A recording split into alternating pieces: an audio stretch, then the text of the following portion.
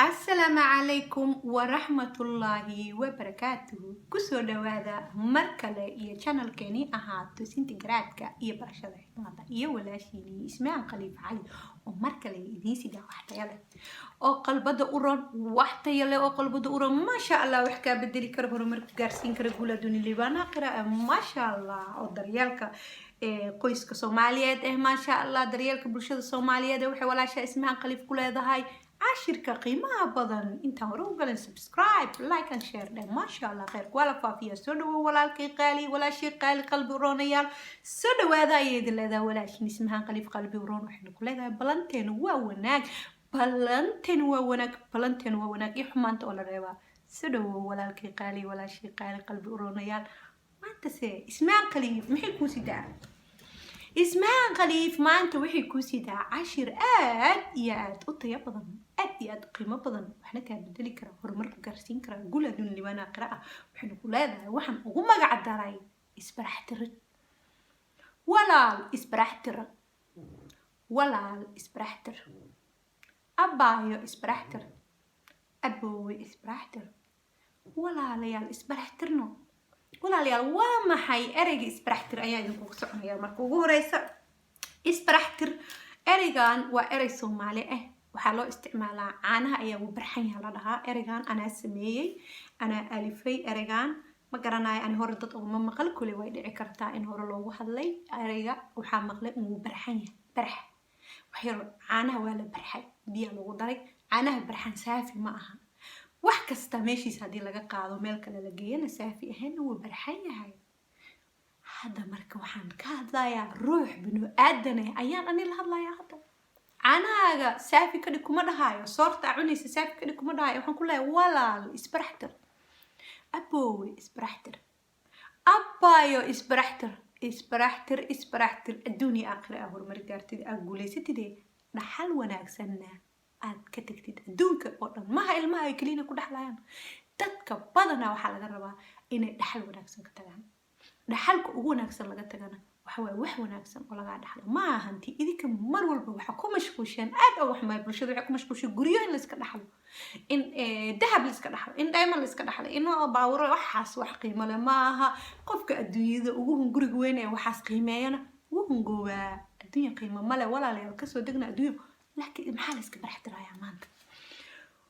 baastada haddii bariid lagu daro baastadina way ka tagtay bariiskana way ka tagtay bariisna maaha baastana maaha waa la isku dhex shiiday muxuu ahaa maraqii macaana aan samaysa caana ku dhex dar waa ku cayaaqtay qofka binu aadanka shakhsiga waxaa laga rabaa in baraxtirnaado isku baraxtirayaa maanta ka hadlaynaa qofka marka waa inuu isbaraxtiraa ya wuxuuna isku baraxtirayaa si asaga nadiif ee asaga iska shaqeynaa isbaraxtirayaa waxa waaye saafi laga rabaa saafi ma tahay qof saafi ma tahay ismaha ku leedahay saafi nadiif ma tahay subhanallah ismaha qalif noo tartiibo wax dad saafi ma yaal dhaay markina Soomaalida waxay taqaanaa midgo iyo inasab ay taqaanaa waxaas wax jira maaha ku mashquulina midgo inasab wax jira maaha qofka saafiga ayaa nasab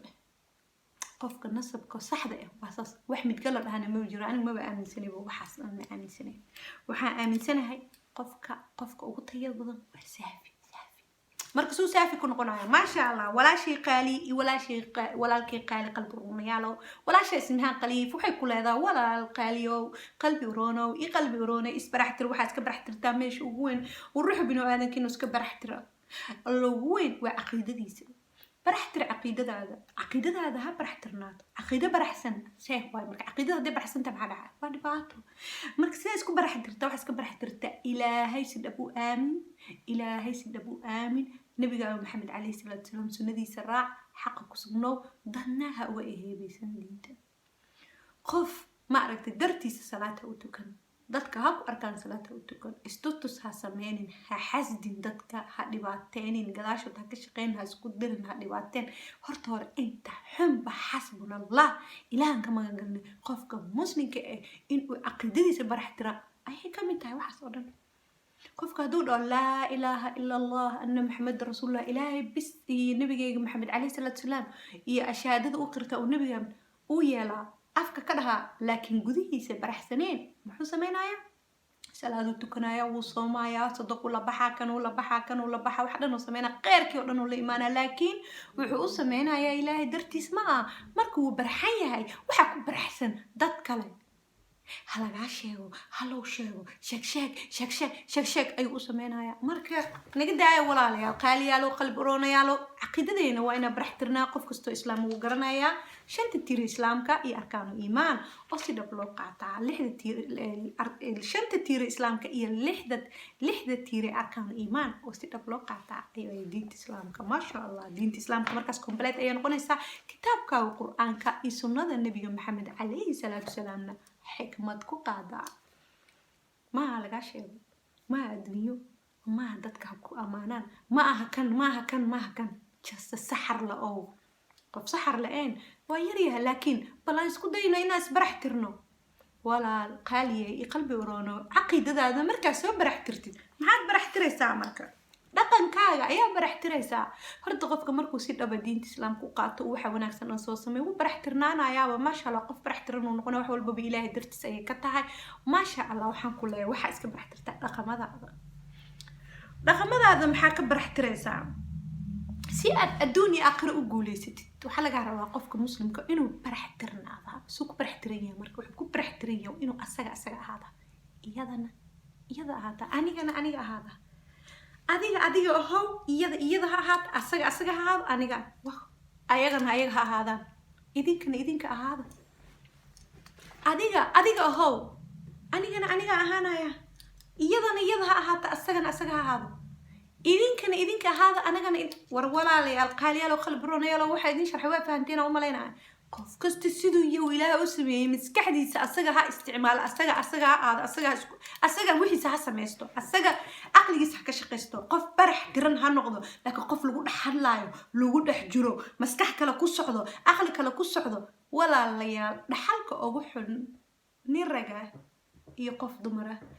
reerkooda uga tagaan ama dadka ugu jeclaayeen uga tagaan hooyo aabba waxa ugu xun ee ilmahooda dhaxal siiyaan ina adduunka uga tagaan waa asaga oo dhaxal xun ka tagaa dhaxalkaas xunna ahaadaa inuu asagana isbaraxsanaadaa ilmihiisana barxaa walaalaha isbaraxtir ha isbaraxtir ha isku daran adiga waayo qofna ha ku dhex labin qalbadaada adaa iskale adiga waa adiga maskaxdaada adaa iskale maskaxdaada ku soco ilmahaagana waxaa ku dhahdaa aqligaaga ku soco dadka kale warkooda ha iska yeeline ha lagaa dhaxlo wax wanaagsan walaalayaal dhaxalka ugu wanaagsan waa sidaa ma aha guryo ma aha hanti ma aha cilmi kale la bartaa waxa ugu wanaagsan waa toosinta qofka binu-aadana la toosiyaa jidka saxda lagu toosiyaa lanaha waa jirtaa qof jiraataa nolow baraxtirnow ilaahay keligiisa caabud qofna ha ugula shariik yeelin ilaahaygaga diinta iyo xaqa iyo wax walba ku hadlaysana ilaahay dartiisa ka ahaata calaa qof iyo halagaa sheegay ahaanin walaal waxaa kaloo ilmaha ku dhahda markaas baraxtirnow oo ahow qof sidiisa asaga ah ilmahaaga dhexalsiiya ilmahaaga ha barin in adiga hadalkaaga ay ku hadlaan saas dheh hadhiga maxaa yeele wuu lumaayaa hadhowta hadalkaaga kuma hadli karo sida adiga rabtayna ma noqon karo ilaaha ayaa le dadka binu-aadanka haddaa adiga aad ilmahaaga u isticmaashin madaxooda hadhowta dadka kale ayaa isticmaali karaan dhibka jiro waa saas cunugaaga markaa aad u maamushid qof kalena wuu maamuli karaa qofka waxa ugu weyn ee qof la dhexal siiyaana waa inaad dhahdid adigaa tahay adiga ismaamul wax xunna xasbunallah u duceey dadka habaarka ka daaya maasha allah hore ugu soconaynaa qofka binu-aadanka markuu isbarax tiraayo ogaada mar walbo qofka binu-aadanka qof keligiisa ma jiro qof kasto dad ayaa geesaha ka joogo casharkana waxaan dadka ku siinaynaa hadal ma aha anaga ku dhaqmeen wax kastoo wanaagsan marka adig ku dhaqantid dadka kula joogo way kuula dhaqmaayaan waxa xun qofka loola tago iyo waxa wanaagsan qofka loola tago way kala duwan yihiin waxa xun haddii lagula yimaado waa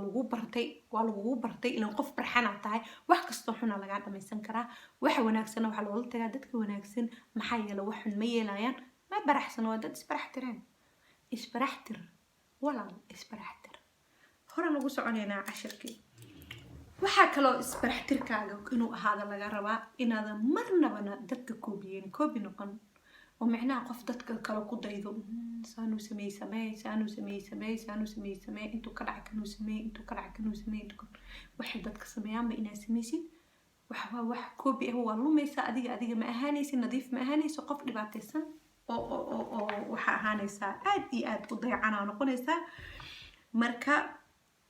waxa ugu xun oo laga dhaxlana waayo anaga ogaada aabi iyo hooyo ayay dadka dhan kasoo farcamaan marka hooyo aaba ayaa waxa ugu wanaagsan laga dhaxlaa hanti ma aha dhaxalka waxa wanaagsan laga dhaxlaayo waa shakhsiyad